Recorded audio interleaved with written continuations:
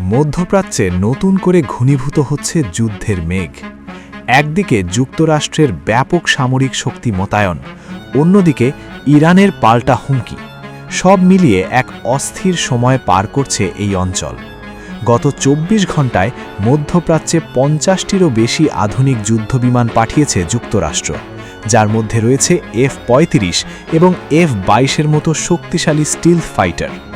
সামরিক প্রস্তুতির মাঝেই সুইজারল্যান্ডের জেনেভায় চলছে পারমাণবিক ইস্যু নিয়ে কূটনৈতিক দর কষাকষি।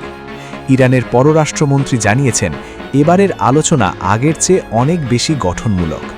দুই পক্ষই চুক্তির মৌলিক নীতিমালা নিয়ে একমত হয়েছে বলে দাবি করা হলেও অনেক জটিল বিষয় এখনও অমীমাংসিত রয়ে গেছে।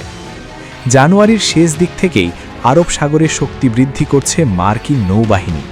স্যাটেলাইট ছবিতে দেখা গেছে গাইডেড মিসাইল ডিস্ট্রয়ার সুয়েজ খাল অতিক্রম করে লোহিত সাগরের দিকে এগিয়ে যাচ্ছে।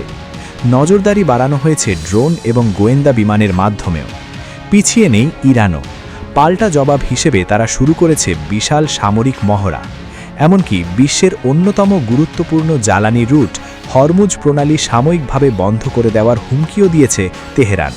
উল্লেখ্য, বিশ্ববাজারের তেলের একটি বড় অংশ এই পথ দিয়েই সরবরাহ করা হয়। তাই এই পথ বন্ধ হওয়ার সম্ভাবনা বিশ্ব অর্থনীতিতে বড় ধরনের অস্থিরতা তৈরি করতে পারে। বিশ্লেষকরা বলছেন, ডোনাল্ড ট্রাম্প প্রশাসনের এই অবস্থান কি ইরানের উপর কেবল সামরিক চাপ প্রয়োগ, নাকি নতুন কোনো যুদ্ধের সূচনা?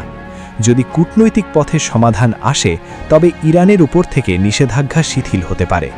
অন্যথায় সংঘাতের পথে হাঁটলে তার প্রভাব পড়বে সারা বিশ্বে। আগামী কয়েক সপ্তাহই নির্ধারণ করবে মধ্যপ্রাচ্য শান্তির পথে এগোবে নাকি রণক্ষেত্রে পরিণত হবে।